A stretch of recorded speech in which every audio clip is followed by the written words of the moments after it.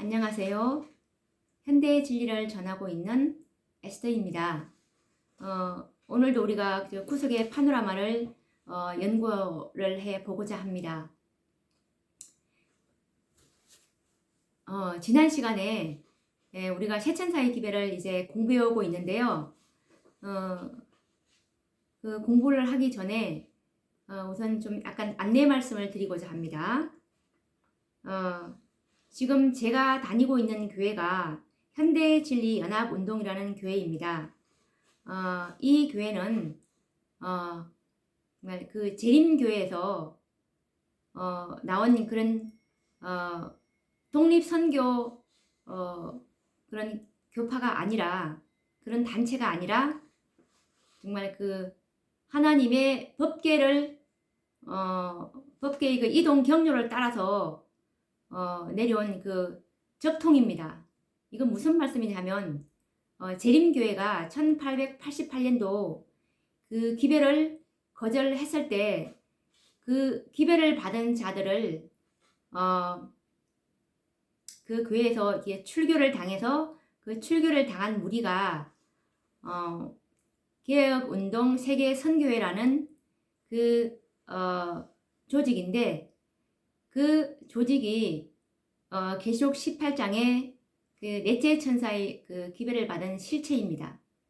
그런데 이 지성소의 사업인 셋째 천사의 그 사업이 넷째 천사인 이 개혁운동 세계 선교에서 그 사명을 마치지 못함으로, 즉 14만 4천의 그 수요를 채우지 못했기 때문에 그 마지막 수요를 채우기 위해서 계시록 18장에 4절에 다섯 번째 그 천사가 자세히 연구해 보면 발견을 할 수 있는데요.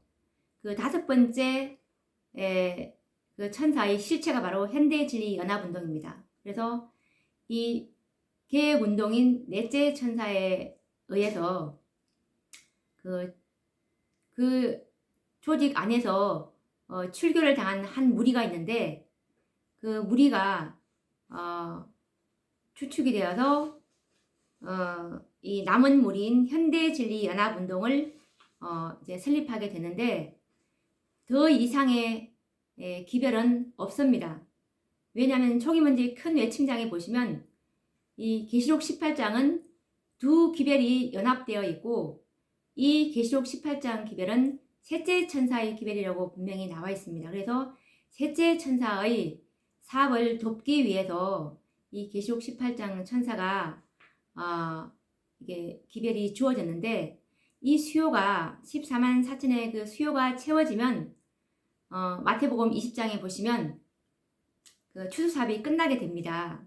다섯 번 그 포도원 품꾼의 그 비유처럼 11시에, 즉 다섯 번째 그 보낸 일꾼의 그 활동으로, 그 운동으로 이 추수사업은 마쳐지기 때문에 그래서 정말 우리 이 현대진리연합운동은 정말 하나님께서 마지막 그 사업을 위해서 위탁한 완전한 진리를 보관하고 있는 교회임을 자부하고 있습니다. 그래서 이번에 우리 이 현대진리연합운동은 1년에 4번씩 집회를 개최하고 있는데요. 그래서 올해 2020년도 춘계 영적 집회를 좀 안내해 드리고자 합니다. 주제는 언약궤를 메고 백성 앞에 건너라 라는 여호수아 3장 6절의 말씀을 가지고 이번에 그 준비를 하였습니다. 그리고 그 날짜는 2020년 4월 17일 금요일부터 4월 19일 일요일 아침 예배가 끝나면 이제 종결이 됩니다. 그리고 장소는 충북 보은군 내북면 이원 곰골 2길 140 이라고 치시면 되고, 구 주소는 이원리 120-2번지입니다. 그리고 준비물은 성경과 그리고 찬미가 책이랑 그리고 구속의 역사, 예언의 신 이것들을 준비해 오시면 되겠습니다. 그리고 숙식은 무료이고요. 누구든지 이 재림을 기다리는 모든 성도님들 다 환영합니다. 그리고 안내 전화번호는 010-5456-2247이고요. 또 다른 전화번호는 010-4979-1844입니다. 정말 세상은 심히 요란하지요. 주님께서 누가복음 21장 26절에 보시면 사람들이 세상에 임할 일을 생각하고 무서워함으로 기절하리니 라고 정말 온 세상은 무서운 전염병으로 귀중한 생명들이 죽어가고 있습니다. 말씀 그대로 세상은 앞으로 일어날 일을 생각하면서 무서워 떨고 있습니다. 이때를 즈음해서 옛적 이스라엘 백성들이 가나안 변경에 이르렀을 때를 기억해 보겠습니다. 모맥을 거두는 계절이라 요단 강물이 그 당시에 범람하였습니다. 때 여호와의 말씀에 여호수아 3장 8절에 보시면 너는 언약궤를 맨 제사장들에게 명하여 이러기를 라는 명령이 여호수아에게 주어졌습니다. 이때가 바로 모맥을 추수하는 계절이 아니겠습니까? 요단강물은 범람하고 있었습니다. 이제 언약궤를 메고 요단에 들어갈 때가 이런 것 같습니다. 재림 성도 여러분, 믿음을 준비하실 시간이 그렇게 많지 않으실 것 같습니다. 오셔서 생명의 말씀으로 은혜가 충만한 시간들을 경험하시기 바랍니다. 이렇게 우선 인사 말씀을 드리고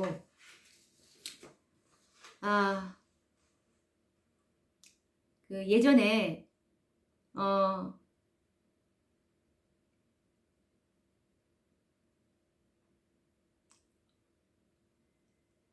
그 모맥이 우리가 요제될 때 그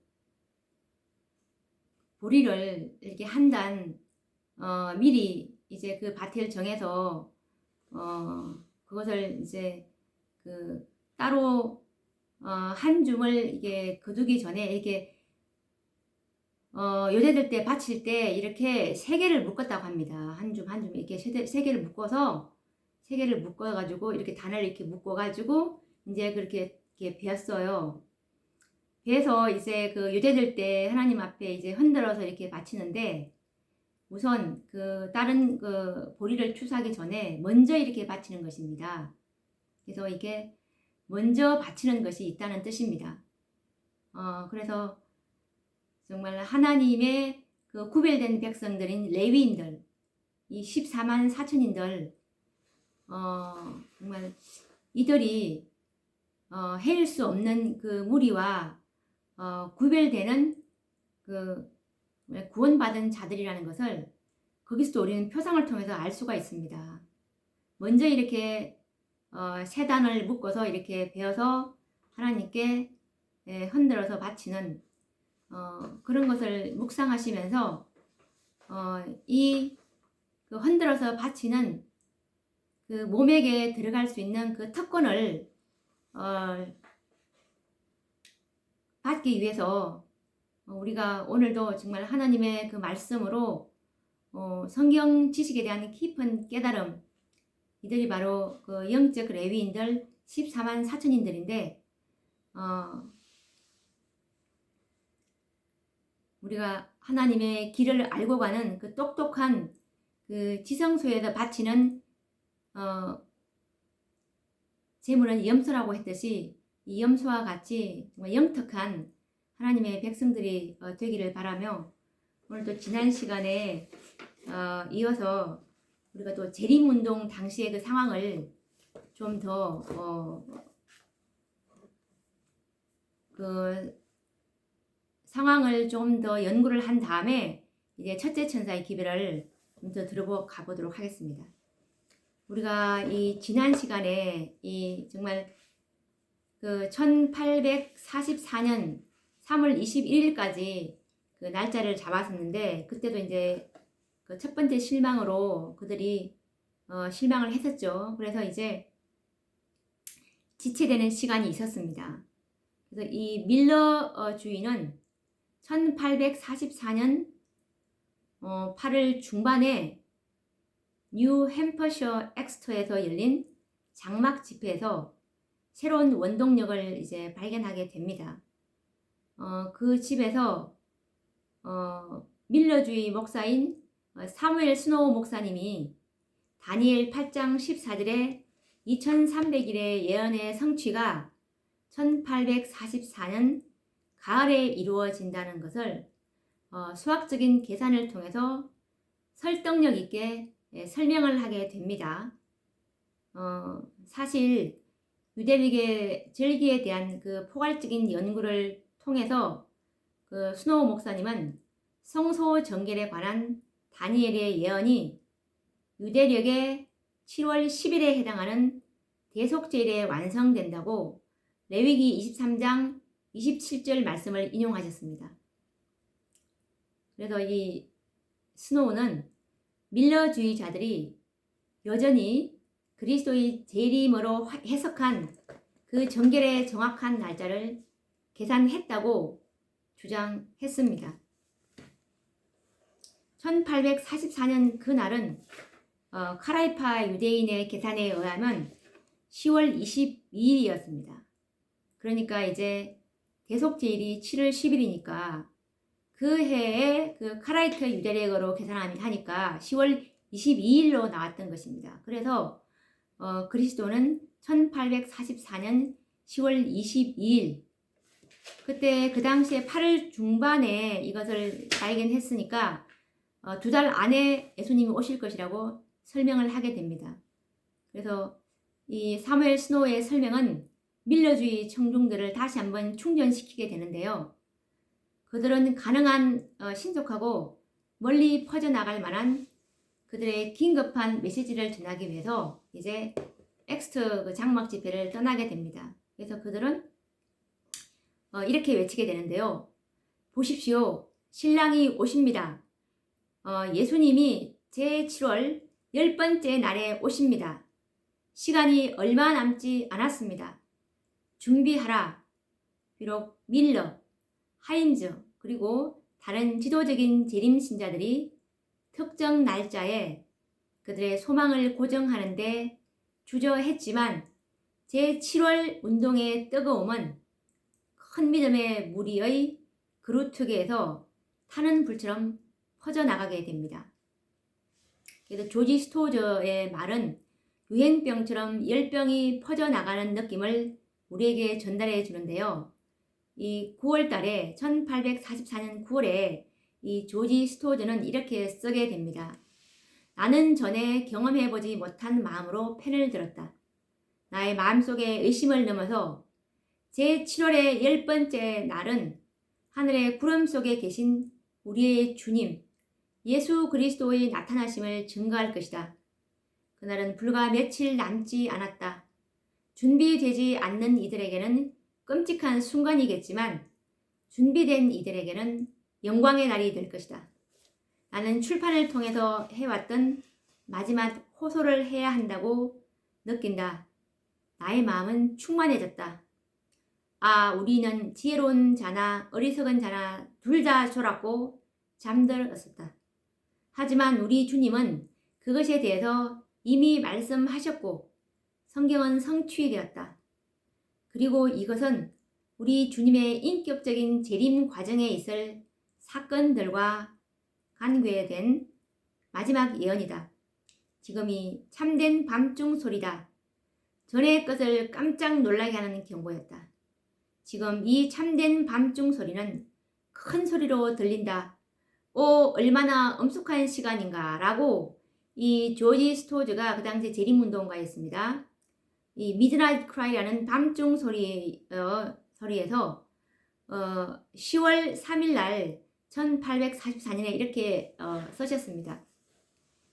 그리고 밀러와 이 조슈아 버이 하임즈 그리고 다른 밀러주의 지도자들은 결국 사무엘 스노우의 10월 22일이라는 그 논정 앞에 이제 항복을 하게 됩니다. 그래서 날짜를 처음에 이제 못 박지 않았던 밀러도 이제 그 날을 인정하게 됩니다. 그래서 1844년 10월 6일 윌리엄 밀러는 그의 열망에 관해서 이렇게 쓰게 됐는데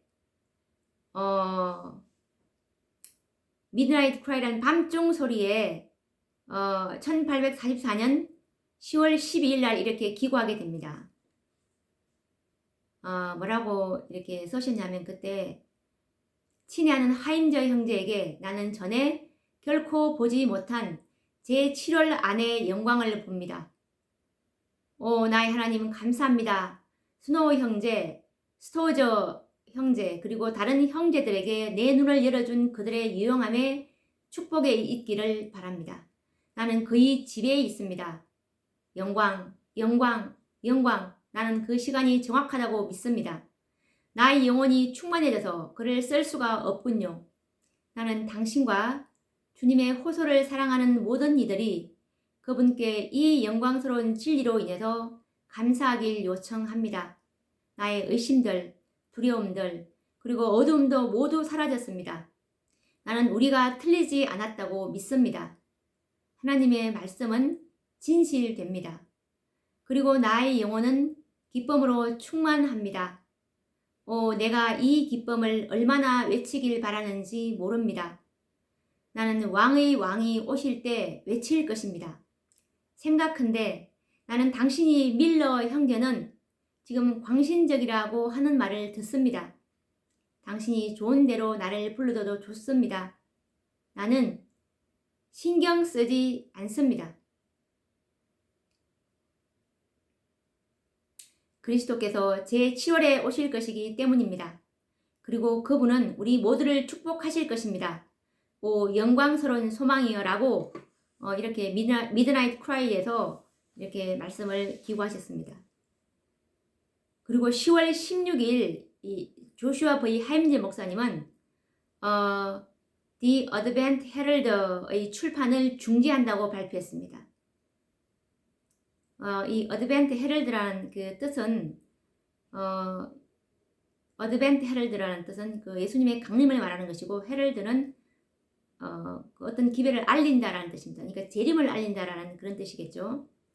그래서 이 10월 16일 이 하임즈 목사님은 제 7월 10번째 날 전에 디 헤럴드의 마지막 출판 날이 되면 우리는 앞으로 다가오는 주님의 출판을 위한 준비가 없을 것입니다. 우리의 믿음은 확고합니다. 보십시오. 신랑이 오십니다.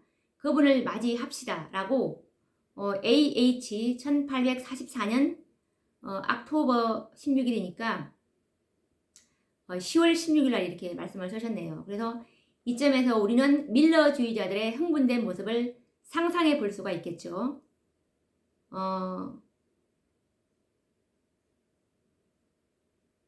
하지만 우리는 이제 만약 며칠 안에 그리스도께서 오신다는 것을 아는 것이 어떤 마음일지, 나는 어떻게 행동할지, 나의 우선순위는 어떻게 될지 우리 스스로 물어본다면 그들의 마음의 상태에서 우리는 짐작할 수 있을 것입니다. 그래서 이제 넘치는 확신으로 그들은 절박한 운명의 세상을 경고하기 위해서 마지막 노력을 다하며 그들의 모든 것을 걸었습니다. 그들은 미래를 위해 남겨둔 것이 없었습니다. 그들은 그것들이 필요하지도 않았습니다. 어떤 이들은 추수를 하지 않고 그들의 곡물을 버려두었고 어떤 이들은 그들의 상점을 처분했으며 어떤 이들은 그들의 직장을 그만두었습니다. 예수께서 오고 계셨다. 하지만 그 생각은 꿀같이 달지만 계시록 10장 8절 10절에서 보시면 그들이 모르는 사이에 그것은 뒤에서 쓰게 될 것이었습니다. 그래서 이제 10월 22일 그 수만 명의 재림 신자들은 구름을 타고 나타나실 예수님에 대한 기대 가운데 있었습니다. 반면에 다른 이들은 밀러주의자들의 믿음이 맞을지도 모른다는 두려움 속에서 그날을 기다렸습니다. 하지만 그날이 아무 일도 없이 지나가게 됩니다. 두려워하던 자들은 밀러주의자들을 조롱할 용기를 얻으며 큰 혼란과 실망 속에 있는 밀러주의자들을 떠나갔습니다. 특정한 시간에 관한 주장과 10월 22일에 대한 그들의 억제되지 않는 자신감은 그들의 실망을 더욱 강화하는 데 기여하게 됩니다. 1844년 10월 24일 대실망 이후에 2일 경과된 때입니다. 10월 24일 날 조슈아 리치 목사님은 밀러에게 편지를 쓰게 되는데요. 그때 뭐라고 쓰셨냐면 지금 여기는 구름이 가득하고 어두운 날입니다. 양들은 흩어졌습니다. 그리고 주님은 아직 오시지 않았습니다. 그리고 또 이 하이람 에디슨도 그때 그 당시에 어떻게 회고했냐면 우리의 가장 소중한 소망과 기대는 시들어버렸다. 그리고 전에 경험해 보지 못한 슬픔의 영이 우리를 뒤덮었다. 이 세상 누구의 슬픔도 이와 비교가 되지 않을 것이다. 우리는 울었다. 그리고 그 날이 새기까지 울었다. 그리고 또 이 워싱턴 모스, 이분도 정말 뜨거운 재림운동가였습니다. 워싱턴 모스라는 분도 어떻게 회상했냐면 그날은 왔지만 지나갔다. 그리고 또 다른 밤의 어둠이 온 세상을 뒤덮었다. 하지만 대실망의 고통이 재림을 고대한 신자들에게 어둠과 함께 찾아왔다. 이들의 고통은 주님이 십자가에 달리신 후에 제자들에게 찾아온 슬픔의 고통만이 유일하게 비교될 수 있을 것이다. 그 날이 지나간 것은 쓰라린 아픔이었다.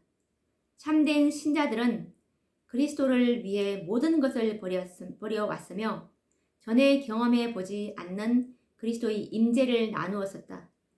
예수의 사랑이 모든 영혼들에게 충만했다. 그리고 표현할 수 없는 소망을 품고 그들은 기도했다.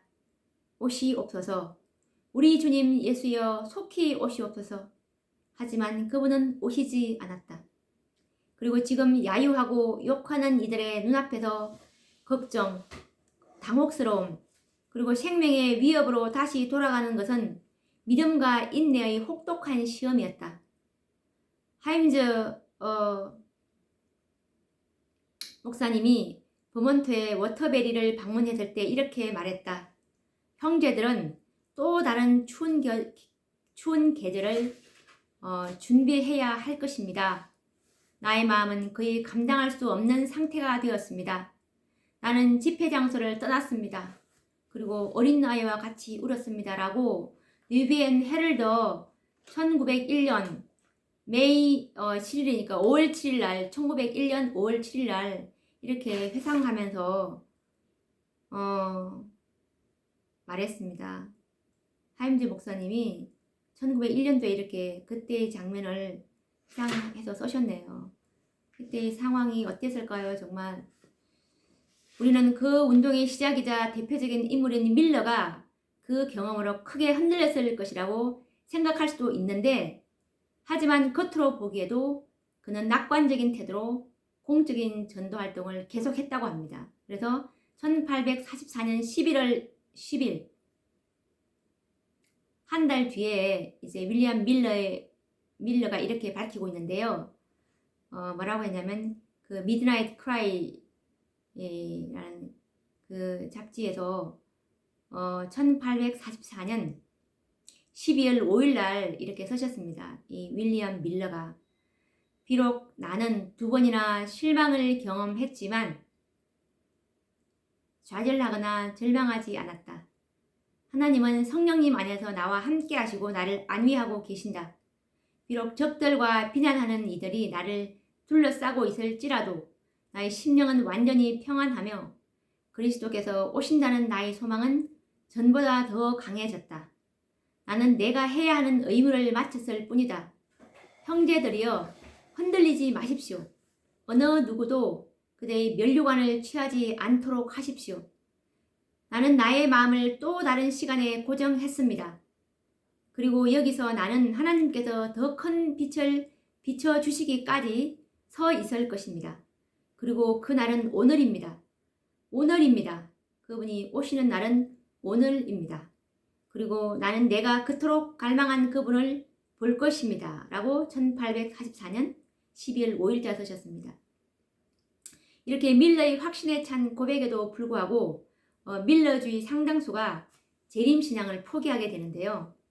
한편 그리스도의 신속한 재림을 계속 소망하는 이들은 재림에 관한 경험과 진리에 대한 의미를 놓고 지도자들이 논쟁을 벌이는 혼란 속에서도 상당히 조화로운 운동으로 용해되어가는 희망을 보게 됩니다.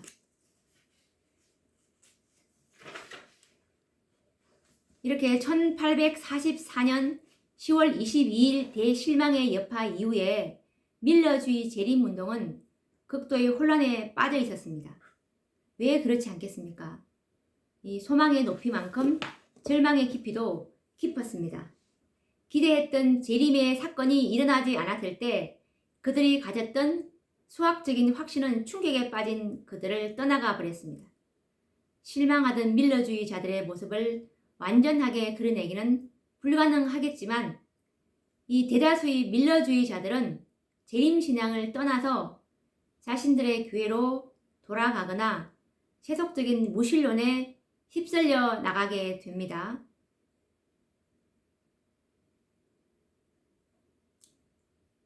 개략적으로 10월 22일 일어난 사건에 대해서 그들의 해석에 의존하는 세 그룹 가운데 하나는 그때 무리가 세 무리가 있었어요. 세 그룹 가운데 하나는 그리스도의 속히 오심에 대한 그들의 소망을 포기하지 않고 고소하던 무리였습니다. 그 한 무리는 조슈아 하임제의 지도를 따랐던 이 그룹은 그날에 아무런 일도 일어나지 않았다는 것을 빠르게 믿기 시작했습니다. 다가올 예수의 재림이 틀림없다는 믿음을 고소했던 그들은 그들의 날짜 계산이 잘못되었다는 결론을 내렸습니다. 날짜가 잘못되었구나. 이게 한 무리는 그때 밀러주의자들의 그 세 무리가 있었는데 한 무리는 날짜가 잘못됐네. 그리고 한 무리의 그 리더는 조슈아 하임제였습니다. 그래서 1844년 11월 5일 이 하임제 목사님은 이렇게 기록했는데요. 미드나잇 크라이 1844년 11월 7일에 이렇게 기록했습니다. 우리의 기초가 되는 권위들이 특정한 날짜에 의존하지 않는다는 것에 지금 만족합니다. 우리가 끝에 가까이 있지만 우리에게는 고정된 날짜에 대한 지식이 없습니다. 하지만 우리는 언제라도 일어날 수 있는 사건으로서 그리스도의 오심에 대해 경각심을 가지고 기다려야 할 것을 전적으로 믿습니다. 라고 말씀하셨습니다. 그래서 이 하임즈의 리더십 아래서 1845년 4월 뉴욕 알바니에 모인 재림 신자들은 개별적인 조직을 이루는 데까지 나아가게 됩니다. 그래서 이제 원로가 된 윌리엄 밀러는 하임제의 영향력 아래에 있는 그 알바니 그룹에게 그의 권위를 빌려주게 되는데요. 그들이 조직을 세운 이유는 광신주의가 재림 신자들 가운데서 급속히 퍼져나갔기 때문입니다. 그래서 그들은 안정화의 시도로서 알바니 총회를 보아야 할 것입니다.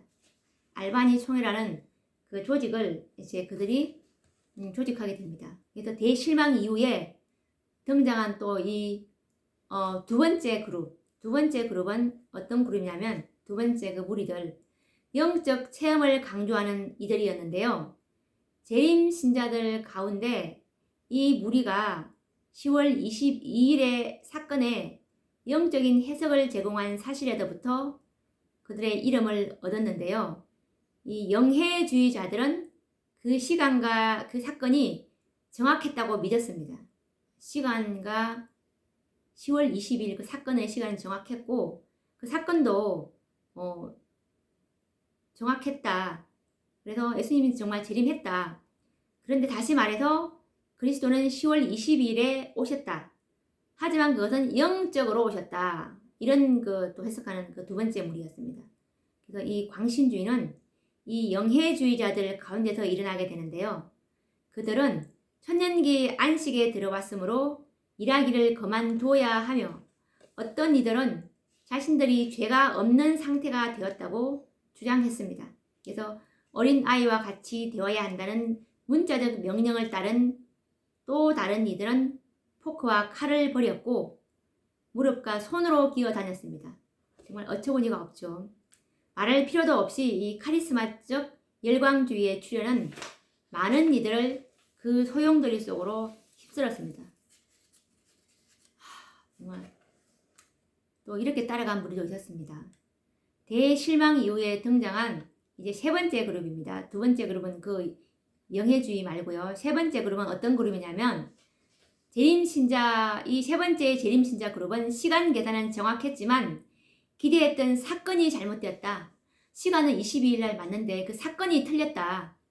라고 주장하는 이들이었습니다. 그래서 다시 말해서 10월 22일에 특별한 사건이 일어났지만 재림의 사건은 아니었다는 것이었습니다.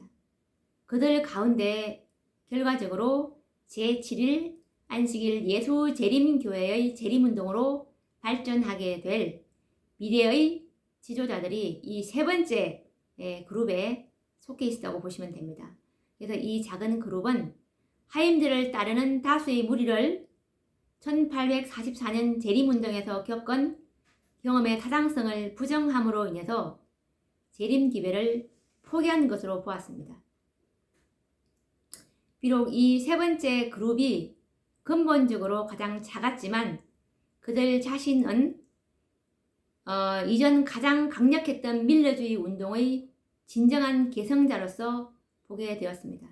이 세 번째 그룹이 제일 작은 무리가 제일 작았습니다. 그래서 이 세 갈래로 분리된 밀러주의 운동 가운데서 세 번째 무리가 뚜렷한 가시성을 얻게 된 마지막 그룹이었습니다.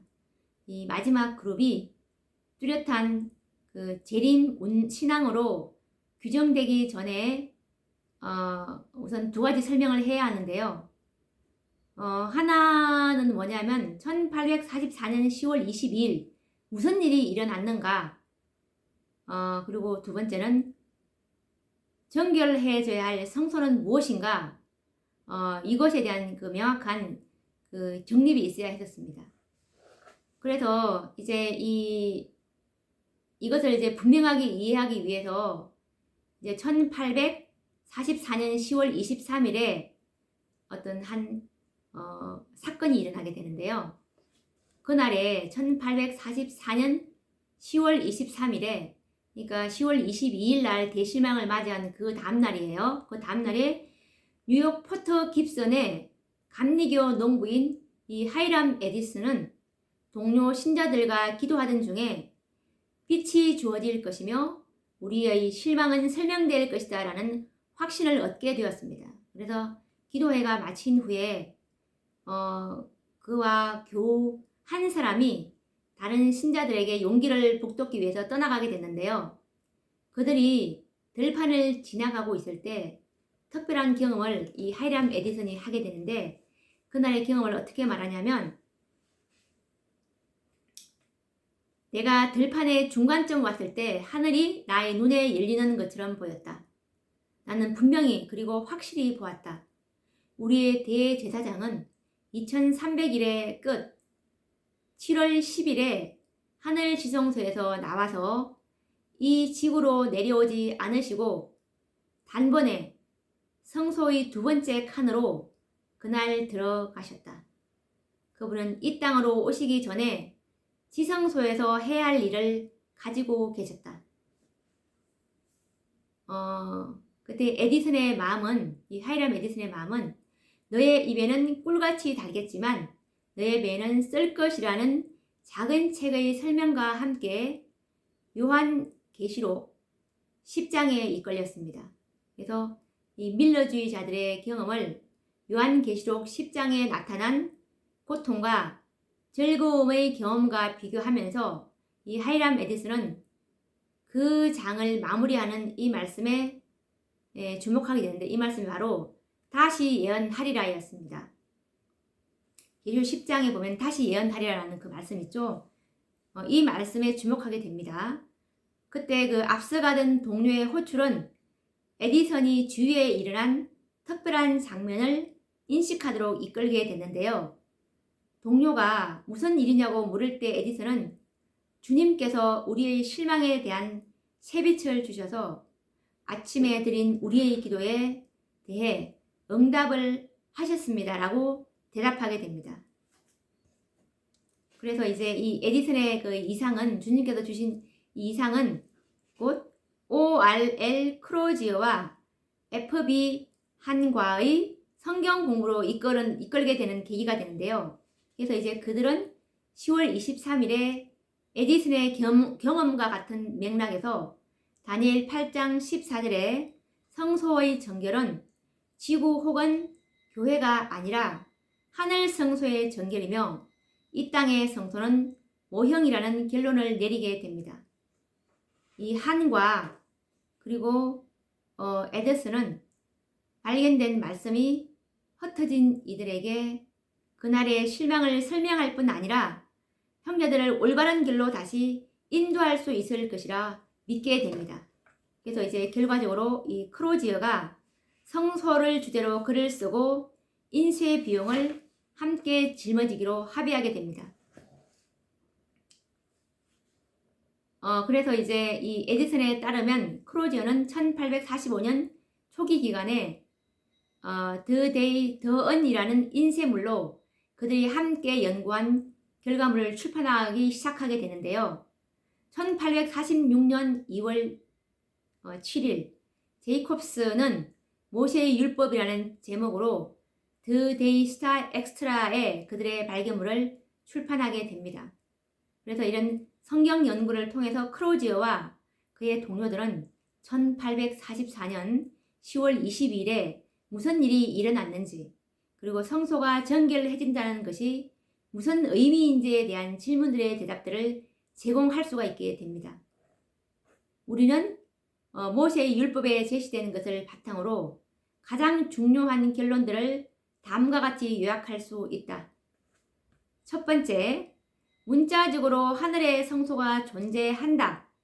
두 번째는 히브리인들의 성소 제도는 하늘 성소를 따라서 만들어졌으며 구속의 계획을 완전하고 가시적으로 나타내는 것이었다. 그리고 세 번째, 지구의 제사장들이 광야의 성소에서 두 부분의 사역을 했듯이 예수님은 하늘 성소에서 두 가지 국면의 사역을 했다. 첫 번째 사역은 그분이 성천하시고 성소에서 시작하셨다. 두 번째 사역은 예수님께서 하늘 성소의 첫 번째 방에서 두 번째 방으로 옮기신 1844년 10월 22일에 시작하셨다. 그러므로 언약하신 하늘의 날이 그 날에 시작되었다.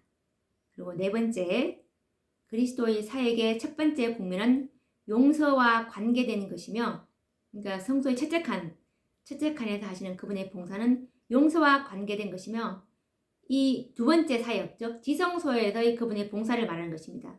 이것은 성소와 개개인 신자들의 죄를 제거하고 깨끗하게 하심과 관계가 있다.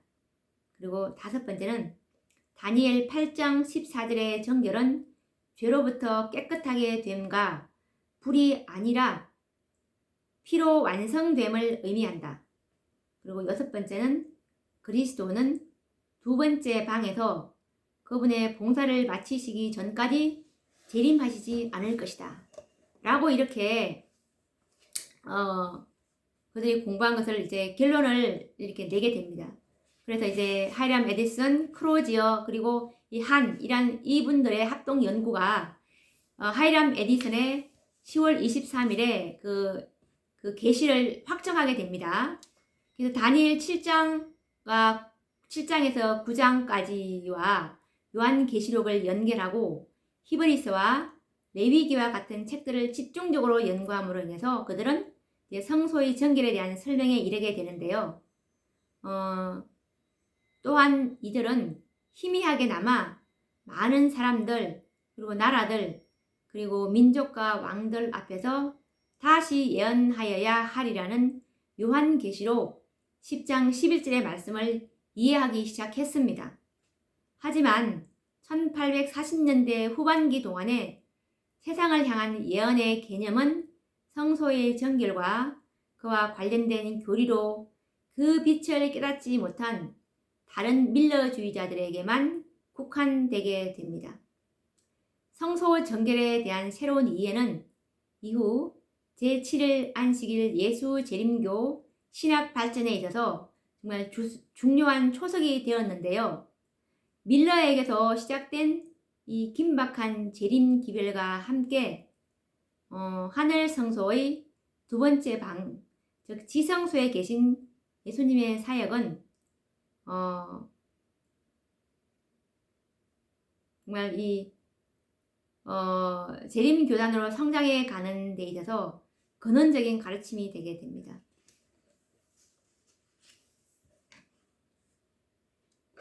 물론 밀러는 다니엘 7장의 심판의 장면과 다니엘 8장 14절의 성소 정결, 그리고 요한계시록 14장 7절에 그의 심판하실 시간이 이르렀다는 말씀을 재림의 때에 일어나는 심판으로 연결했습니다. 하지만 이미 1840년 초기에 밀러의 중요한 그 보좌진 중 한 사람이 재림 전 심판의 필요성에 대해서 가르쳤었습니다. 그해 2월 그 감리교 설교자인 조슈아 리치는 심판은 부활 전에 일어나야 한다는 것을 지적했습니다. 그래서 1842년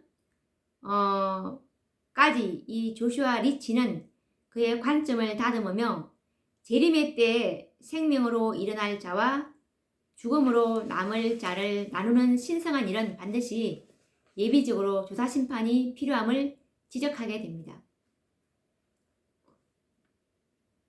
예수께서 다시 오시는 재림의 날 심판을 실행하실 때 모든 이들은 자신에게 합당한 상을 받게 될 것이었습니다. 그 전에 하늘에서 속죄의 일과 재림 전 심판이 동일시되는 것이 필연적이었습니다. 어떤 이들은 벌써 1845년부터 이 믿음을 가졌고 1847년 조셉 베이츠, 이분은 한때 선장이었는데요. 밀러주의 평신도 운동가였습니다. 이 조셉 베이츠의 입장은 비록 몇 발자국이었지만 그것보다도 더 나아가 있었습니다. 이 가르침은 처음에는 몇몇 사람들, 즉 제임스 화이트, 1844년에 메시지를 강하게 옹호하게 된 그 크리스천 커넥션의 젊은 목회자인데요. 이 제임스 화이트는 나중에 이 정말 화이트 선지자의 남편이 되기도 하죠. 이 가르침을 제임스 화이트에게 이 조셉 베이츠가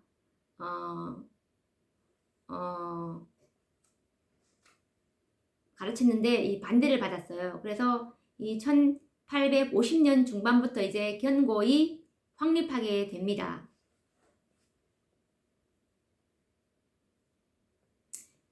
그래서 이제 제7일 안식일 예수 재림교 신학의 발전은 하늘의 지성소에서 재림 전 조사 심판을 하시는 그리스도의 사역으로서 다니엘 8장 14절의 성소의 전개를 만날 수밖에 없었습니다. 이렇게 재림교회가 확립된 것이 한 번에 다 된 것이 아니라 이런 과정을 차근차근 밟았던 것을 우리는 여기서 또 깨닫게 됩니다. 그 결과로 재림교회에 합류한 이들은 첫째 천사의 기별, 그의 심판하실 시간이 이르렀음이니 라는 것을 이제 설교를 하게 됩니다.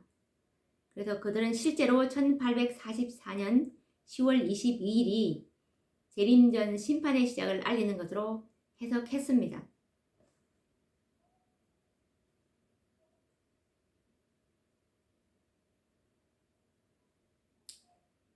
그래서 우리는 재림교회 신학을 형성하는 두 가지 독특한 기둥의 발전을 평가할 수 있는데요.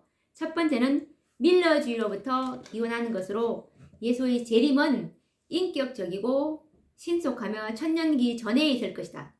그리고 두 번째는 재림 전 심판을 포함하는 하늘 성소의 두 번째 칸에서의 지성소 봉사 사역입니다. 이 교리는 다니엘 8장 14절의 성소 정결의 의미에 대해서 혼란을 겪을 때 재림 신자들에게 도움이 되었습니다. 그래서 이 하임저, 조슈아 하임저의 지도 아래 있던 그 첫 번째 그룹들, 그 세 그룹들이 있다고 그랬죠. 그 재림할 때 이 그룹들의 대다수가 다니엘 8장 14절에 2300주야의 예언 해석이 오류가 있다고 보았을 때 재림교회 재림운동에 합류한 그 그룹은 밀러주의자들의 시간 계산은 정확했지만 1844년 10월 22일에 일어난 사건의 의미는 잘못 이해했다고 보았습니다. 결국 그들은 누구도 밀러의 시간 계산을 논박할 수 없다고 기록했습니다.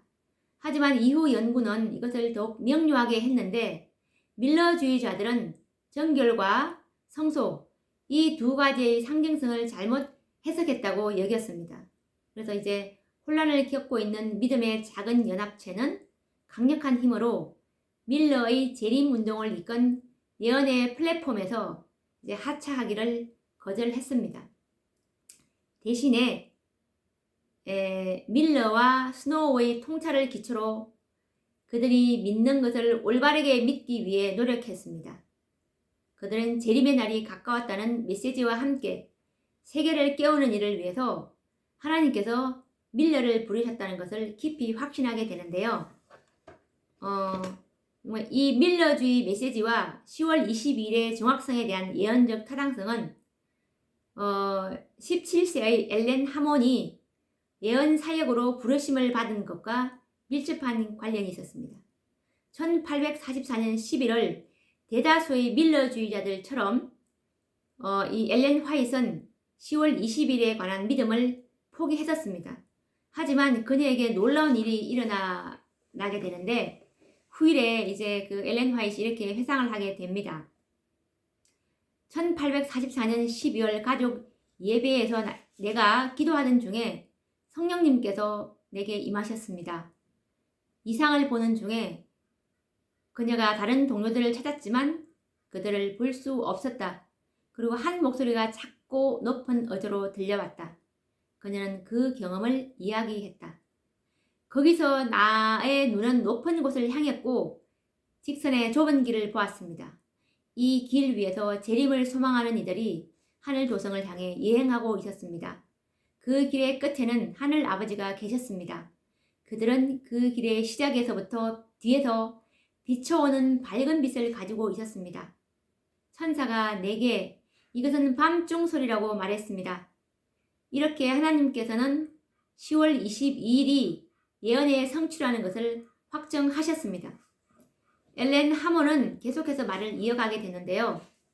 이 빛은 모든 길을 따라가며 비쳤습니다. 그리고 그 길을 걷는 성도들의 발에 빛이 되었습니다. 그래서 그들은 발을 헛디딜 수가 없었습니다. 만약 그들의 눈이 바로 앞에서 인도하고 계시는 예수님께 고정된다면 안전하게 그 성으로 인도될 것이었습니다. 그래서 이 엘렌 화이트는 그 장면을 이렇게 보고했는데요. 하지만 어떤 이들은 성급하게 그들을 비추는 빛을 부정하며 지금까지 우리를 인도한 것은 하나님이 아니다라고 말했습니다. 그러자 그들을 비추는 빛은 사라지고 그들의 발은 어둠 속에 남겨졌습니다. 그리고 그들은 그 길 아래로 떨어져 위험한 세상 아래로 사라졌습니다. 라고 초기문집 15페이지에 잘 나와 있습니다. 그래서 정말 그 엘렌 화이트 선지자께서 10월 22일 날 이렇게 하나님께서 첫 계시를 보여주시는데요. 그들이 대실망 이후에 첫 번째 보여준 계시가 바로 제7 안식일 예수 재림계획에 주시는 사명이었는데요. 14만 4천에 대한 이제 계시를 보여주시게 됩니다. 14만 4천인들이 지성소에서 너희는 내 앞에 행하여 완전하라 라는 하나님의 그 마지막 사업 제3차 율법 전쟁의 그 정인들 정말 야곱의 환란에서도 성령도 중보자도 없는 그런 상태에서도 하나님의 율법을 지킬 수 있다는 것을 정말 자기의 생명이 위험할지라도 끝까지 하나님의 계명을 지키는 자들, 이 자들을 만들어내시려고 이제 지성소에 들어가셔서 정말 성소 정결이라는 이 성소는 하나님의 교회입니다. 하나님의 남은 백성, 하나님의 교회를 정말 만드셔서 정결케 된 한 백성을 만드셔서 이들에게 그리스도의 의로 옷 입히셔서 정말 하나님의 그 율법을 옹호하고 하나님의 증인될 이들을 만드시겠다는 그 사업을 하나님께서 이제 재림교회에게 이게 엘렌 화이트의 그 계시를 통해서 그들의 교회의 조직의 그 목적의 이유를 이제 밝혀주시게 됩니다. 오늘도 우리가 이렇게 이 단계 이때 재림 운동의 그 과정들을 우리가 이렇게 연구해 보았는데, 우리가 정말 두려워할 것은 정말 아무것도 없습니다. 그래서 우리가 자서전 196페이지에 보시면 우리는 주님이 과거 우리의 역사에서 우리를 인도하신 방법과 그분의 가르침을 잊는 것 외에는 미래에 대하여 두려워할 것이 전혀 없다라고 이렇게 말씀하시고 계시는데, 우리가 재림운동의 그 당시에 이렇게 상황을 생생하게 이렇게 회상해 보았는데, 이걸 보면서 정말 주님께서 이렇게 굽이굽이 인도해 오셨구나라는 것을 더 우리가 생생하게 느끼는 시간이었습니다. 시간이 또 다 되어서 다음 시간에 또 이렇게 새 천사의 기별을 이제 좀 더 구체적으로 이렇게 또 이어나가 보도록 하겠습니다. 감사합니다.